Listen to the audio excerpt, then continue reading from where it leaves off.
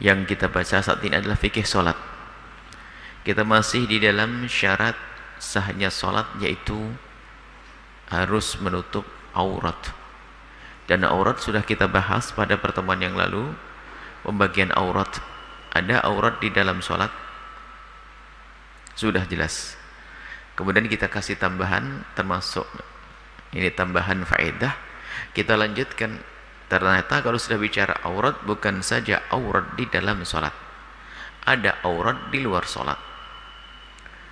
Aurat di dalam sholat sudah selesai, sekarang aurat di luar sholat. Di saat kita tidak di luar sholat, tidak di dalam sholat, kita pun harus menutup aurat kita.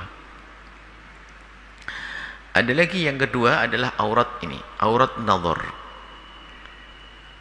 Aurat nazar ini adalah aurat yang tidak boleh dipandang. Jadi beda. Kalau ada kewajiban menutup, ada larangan melihat. Ini adalah larangan melihat, tidak boleh dipandang. Haram bagi laki-laki melihat nanti wanita, haram bagi laki-laki melihat wanita yang bukan mahram sekujur tubuhnya, kecuali karena darurat atau karena hajat, keperluan. Jadi ini harus kita pahami. Jadi melihat perempuan kalau tidak ada hajat, haram. Hajat ini diantaranya untuk jual beli, belajar mengajar. Jual beli gini nggak kelihatan orangnya siapa. Tapi kalau nggak ada apa-apa, tiba-tiba kita mantengin tuh perempuan, oh itu sudah nggak boleh. Apa urusanmu? Kenapa dilarang? Karena itu akan mengarah kepada berpikiran yang tidak-tidak dan seterusnya, mengotori pikiran. Dan kalau semua orang menjaga pandangannya, niscaya yang ada adalah keindahan dalam hidup ini. Semakin indah yang ada di dalam rumah, keluarga, istri, pasangan, suami, dan semakin aman hati. Jadi laki-laki tidak boleh melihat wanita sekujur tubuhnya, kecuali tadi darurat, seorang dokter ingin mengobati, itu pun wilayah-wilayah tertentu nanti ada penjelasannya. Atau kita dalam keadaan belajar, kita belajar. Tapi kalau saya berubah menjadi mantengin perempuan begitu, lihat ini, oh hidungnya, oh matanya, ya haram. Tapi dalam irama belajar wajar. Nah ini ada hajat, ada keperluan. Baik, kemudian sebaliknya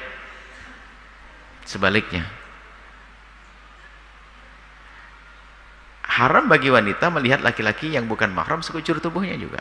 Jangan seenaknya mentang-mentang. Kecuali laki-laki hajat seperti jual beli dan hajat belajar mengajar. Seperti belajar mengajar ya sebatasnya, cukupnya saja. Jadi kalau melihat ya sudah dijawab ya. Kecuali karena ada darurat, hal darurat, atau karena ada hajat. Nah, seperti itu. Ini adalah nazar. Kita tidak boleh melihat. Tidak boleh melihat. Kemudian kita perlu menjelaskan sedikit perbedaan antara hajat dan darurat. Hajat adalah jika tidak terlaksana tidak akan membahayakan dan masih bisa digantikan dengan cara yang lain yang mewakilinya. Hajat jual beli ini ya biar mantep lah, kalau kita jual beli melihat pembelinya. Takut ya, kalau tidak melihat pun sebenarnya bisa. Seperti belajar begini tidak melihat bisa, cuman dengan melihat bisa membantu untuk bisa lebih konsen dan lain sebagainya. Tapi hanya sebatas di saat belajar mengajar saja, setelah itu selesai. Hajat, contoh hajat lagi, melihat wajah saat meminang atau transaksi jual beli atau belajar mengajar, bukan suatu yang mendesak. Jual beli bisa tanpa melihat kok. Belajar mengajar bisa tanpa melihat. Kalaupun seseorang peminang tidak melihat sang wanita, masih bisa diwakilkan kepada saudarinya untuk melihatnya. Dan hal yang demikian itu tidaklah membahayakan bagi sang peminang. Cukup percaya dengan mata adik perempuannya. Dek, tolong lihat laki-laki itu apa, perempuan itu kayak apa. Kita nyuruh, kita ingin melihat seorang perempuan. Takut daripada saya kotor hati dan sebagainya, sudahlah. Saya masarkan pada adik saya, "Dek, tolong lihat." Adik perempuan saya. Untuk melihat. Itu bisa saja kan cukup begitu. Cuma karena memang hajat ini ada, diizinkan dalam syariat, ya boleh kita meminang. Sebelum meminang kita melihat dulu. Lihat orangnya kayak apa. Tidak. Darurat adalah jika sesuatu tersebut tidak diwujudkan akan membahayakan, bahkan bisa menjadi sebab hilangnya nyawa atau cacatnya anggota tubuh. Contoh, seorang dokter laki-laki misalnya diperbolehkan mengobati pasien perempuan dengan membuka auratnya dengan syarat sebagai berikut. Dokter laki-laki ternyata harus membuka aurat perempuan. Ini boleh, tapi dengan catatan dulu dong. Tidak ada lagi dokter perempuan misalnya. Dokter perempuan sudah tidak ada. Ini wilayah-wilayah aurat. Harus membuka antara pusat dengan lutut, apakah di pahanya dan lain sebagainya. Selagi tidak ada dokter perempuan, maka dokter laki-laki menjadi boleh. Itu darurat, karena untuk pengobatan. Kalau tidak diobati berbahaya. Jika yang diobati bagian wajah, maka tidak boleh melihat bagian leher. Karena tadi auratnya kan sekujur tubuh, apalagi antara pusat dengan lutut. Jadi kalau seorang dokter laki-laki harus mengobati perempuan, ya sebutuhnya saja. Dia melihat dagunya luka, ngobati dagu saja. Tak taunya matanya kemana-mana, lihat lehernya gimana, melihat dadanya bagaimana. Ini kurang ajar, sudah berlebihan. Jika yang diobati adalah bagian punggung, maka tidak boleh melihat bagian dada dan lainnya. Ya sudah, fokus ke situ, selesai. Kemudian ketiga, syaratnya adalah jika tidak ditangani akan membahayakan kepada perempuan tersebut. Jika tidak segera ditangani akan infeksi, membahayakan, bisa menjadi sebab kematian. Seperti hilangnya nyawa atau cacatnya anggota tubuh. Jadi seperti itu. Nah, perlu ilmu ini diamalkan, artinya kita membatasi dari pandangan. Dan sesungguhnya nanti pada akhirnya termasuk di alam nyata ataupun di alam maya. Jangan mengentengkan. Nah, karena itu semua merusak hati. Catatan, dalam keadaan darurat, aurat yang boleh dilihat tidak ada batasannya. Artinya bagian manapun saja dari anggota tubuh.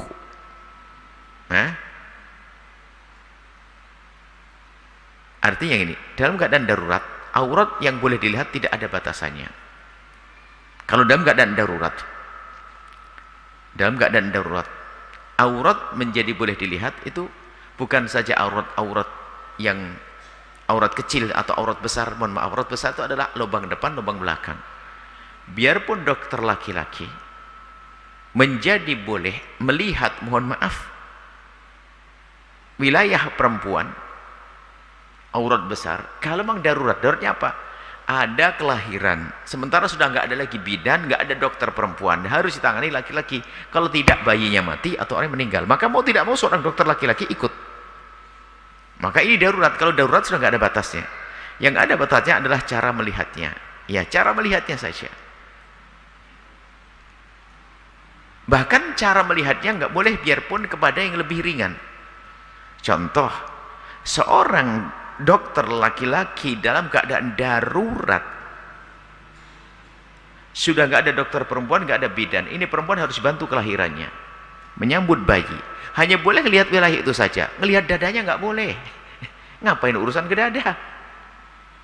Biarpun dada dengan urat besar sangat jauh, lebih berat auratnya, aurat besarnya, mohon maaf, jalan kelahiran. Tapi hanya fokus itu saja, nggak boleh lihat oh dadanya, oh lehernya, nggak boleh lagi. Sebetulnya hal semacam ini bukan pengekangan, akan tapi justru demi kebaikan untuk semuanya. Wanitanya pun nyaman, karena wanita terhormat, tidak direndahkan oleh kaum pria dengan pandangannya, biarpun alasan hajat ataupun darurat. Ini sebenarnya pendidikan. Bukan, kok ribet banget. Kok ribet banget? Mungkin ada seorang laki-laki berkata, gitu aja kok nggak boleh. Ya, Anda kan punya istri. Istri bukan juga tidak boleh dilihat oleh laki-laki kalau Anda punya laki-laki yang punya cemburu. Kalau Anda punya cemburu, nggak mau dong istri auratnya dilihat oleh orang. Sama kalau gitu kamu jangan melihat, kan begitu. Sederhana. Hanya sebagian orang menganggap hal itu menjadi mempersulit. Oh tidak, justru mempermudah. Seorang perempuan menjadi nyaman, laki-lakinya terhormat, tidak akan meremehkan dengan pandangannya. Ini semakin indah dalam hidup kalau seandainya semua orang menjaga rambu-rambu yang telah ditetapkan di dalam Islam. Kemudian catatan, dalam keadaan darurat ini, maksudnya wilayah manapun boleh dilihat, biarpun wilayah yang sangat pribadi bagi wanita, jalan bayi, jalan kelahiran misalnya, karena darurat tadi, hanya saja melihatnya saja, yang ada batasnya itu secukupnya saja. Dalam keadaan hajat beda, hajat bukan darurat. Kalau dalam keadaan hajat ada batas dalam dua hal, yaitu sebagai berikut. Kalau hajat, beda antara hajat dengan darurat. Kalau darurat, darurat. Hajat perlu kayak begini, ini hajat. Yang dilihat ada batasannya, itu wajah dan kedua telapak tangan untuk hajat. Dalam keadaan hajat, tidak diperkenankan untuk melihat selain wajah dan telapak tangan. Selain daripada itu seperti betis, perut, paha, dan kemaluan, hanya boleh dilihat dalam keadaan darurat.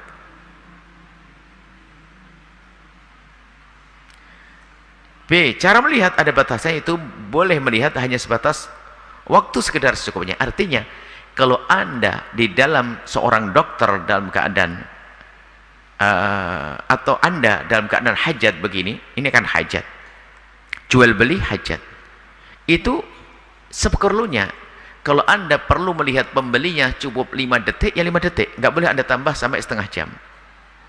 Anda sudah menikmati. Memperhatikan alisnya, memperhatikan bibirnya, memperhatikan hidungnya. Sama dalam belajar begini, sepintas saja melihat. Tapi kalau sudah berubah nanti mencari-cari, wah mana yang ini, mana ini sudah berubah. Sudah kotor hatinya. Contoh seorang laki-laki ingin meminang seorang perempuan, ia boleh melihat wajah dan kedua telapak tangannya karena hajat, tapi hanya secukupnya untuk mengetahui kadar kecantikan wajahnya saja. Gambarannya memang cukup saja seperti itu.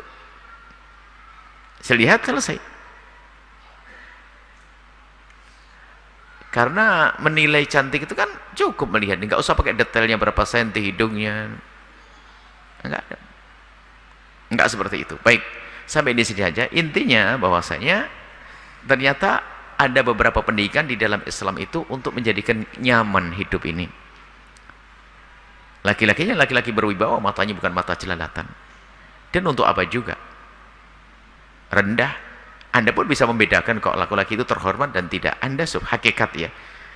Terserah apakah kita yang melanggar atau tidak. Contoh, Anda melihat dua laki-laki.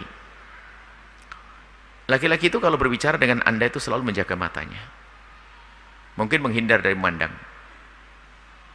Yang satu musuh sambil gini. Kalau Anda laki-laki perempuan mulia, Anda perempuan standar deh.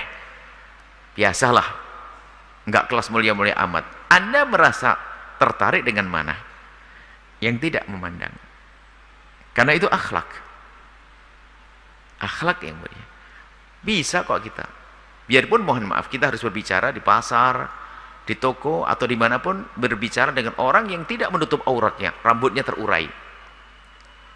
Kita bisa berbicara jual beli tanpa melihat dia kok. Kita bisa mengalihkan pandangan, bisa melihat ke barangnya terus menerus, kan bisa saja. Kita fokus kepada kain yang kita beli dan seterusnya.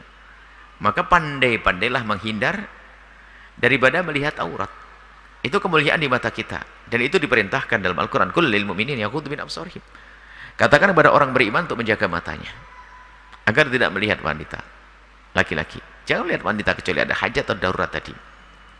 Wa qul lil mu'minati yaghuddna min absarihin. Katakan kepada wanita untuk menjaga matanya, menutup matanya. Jangan seolah-olah laki-laki saja yang tidak boleh melihat perempuan. Perempuan juga sama.